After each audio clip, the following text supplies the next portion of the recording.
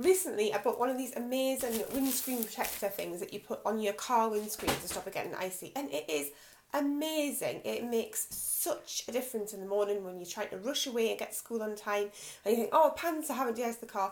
It's absolutely fantastic. I've got this amazing de-icer that just scrapes everything off so quickly. It's fantastic. Get to school before the gates close, and it's awesome. And there are loads of things that we buy that make our lives easier, aren't there? There's things that we might even take for granted, you know, because they're so normal. Like washing machines are pretty awesome. I would be stuck constantly under piles of laundry without a washing machine. Feel like I am already, but if I had didn't have a washing machine, it would be even worse. Lamps are amazing, so we can see the moment we don't have to go to bed when it gets dark. There are storage boxes you can buy, so we don't have to stub our toes on Lego or we can walk across the living room, and vacuum cleaners so we can get rid of any more of that Lego that escaped the storage box. And then there's other things like, you know, popcorn makers and hot water bottles and toasters. And the kettle can't be without tea, can we? I mean, that would just be awful. Tea definitely makes life easier. We can even buy electric cables and take electric into campsites so that we can have freshly boiled tea with an electric kettle and heaters and charge our phones up and things like that in the middle of a field. We are experts at making our lives easier. And yet one of the things that people ask me about the most when they want to chat to me about branding is about how to be consistent. And that's actually really, really easy. You just have to put things in place to make it easier for you. A bit like building flat pack furniture. You know, those drawers are going to make your living room so much tidier. It's going to be so lovely once you're assembled, but you do have to put them together first.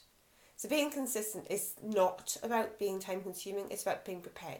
So I've got 3 things that you can do to help you with being consistent with your business. So the first thing is to make decisions. And this is probably the hardest bit.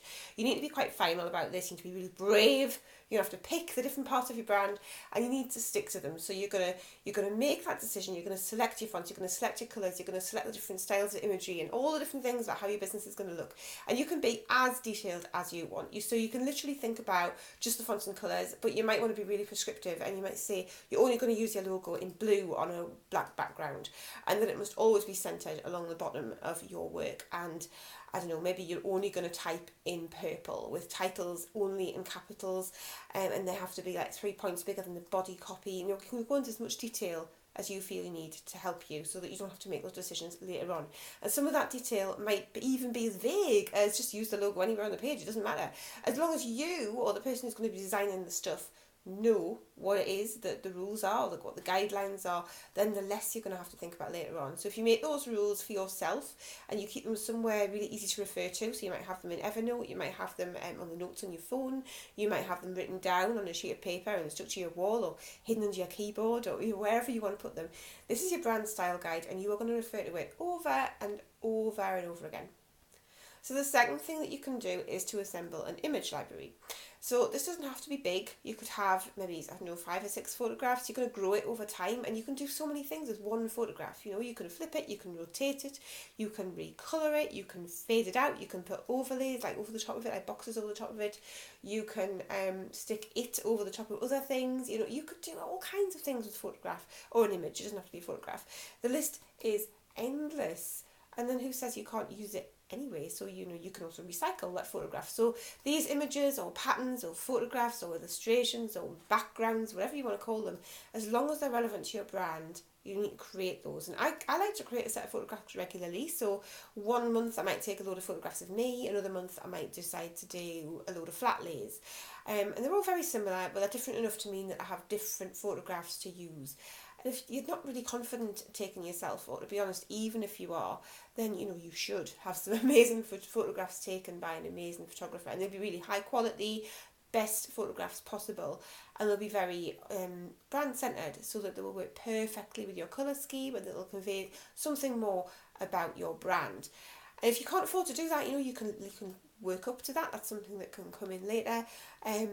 You can create your own photographs and patterns. If you can't do that, if you really feel that that isn't something that you're capable of right now, then you can turn to stock imagery. So there's loads of different sites for this. There are places where you can get it for free, but it's probably going to take you quite a while because navigating the endless sea of stock images is really challenging. There's just such a lot of choice and you need to be really careful to set some parameters. So thinking about the whole set and rules thing that we just talked about, so that you can find images that work really well together and convey something about your brand.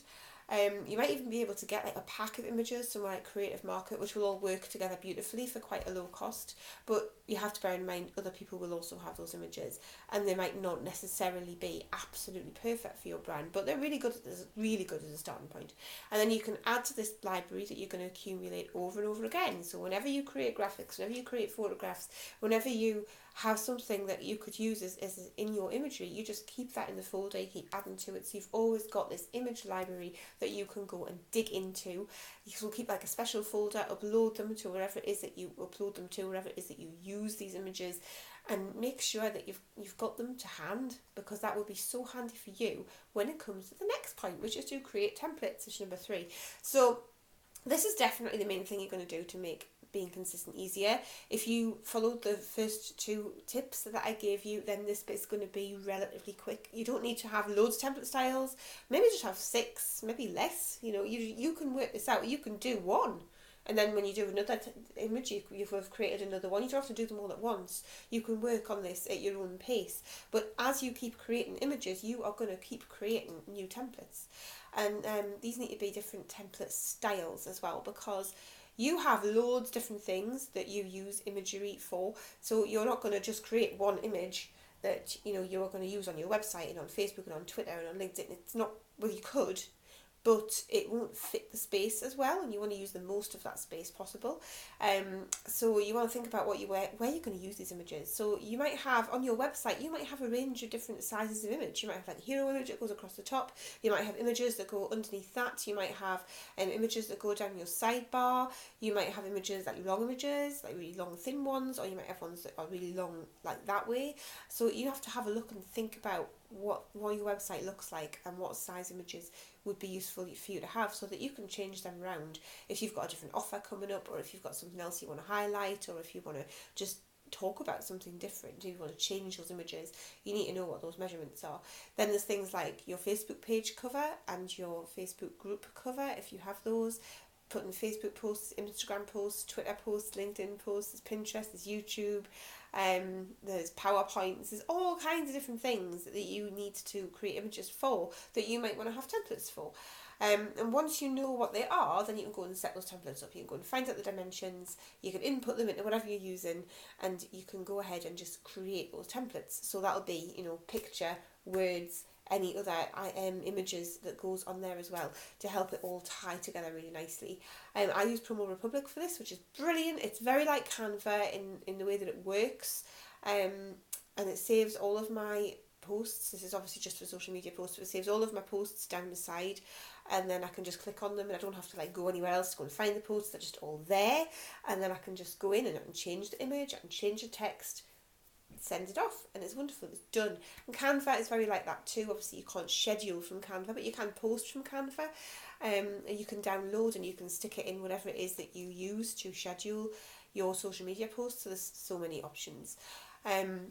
So once you've got those templates, it's just a case of creating these graphics at loads and loads of speed, because once you have used those decisions that you made earlier, and if you've got that image library, then obviously you need some content to go in there, words and things that you want to say to go with it. But they're so handy, you can just go in and you can switch things out, and you can change things up, and you can move things around, you can change the colours, but sticking with those decisions that you already made and the styles of templates that you've already created, it's going to make your life so much easier. So let me know how you get on with that, and if you need any extra help or support, I would love to help you with this, so let me know. And if you like this video, please share it, subscribe, and I'll see you really soon for the next video.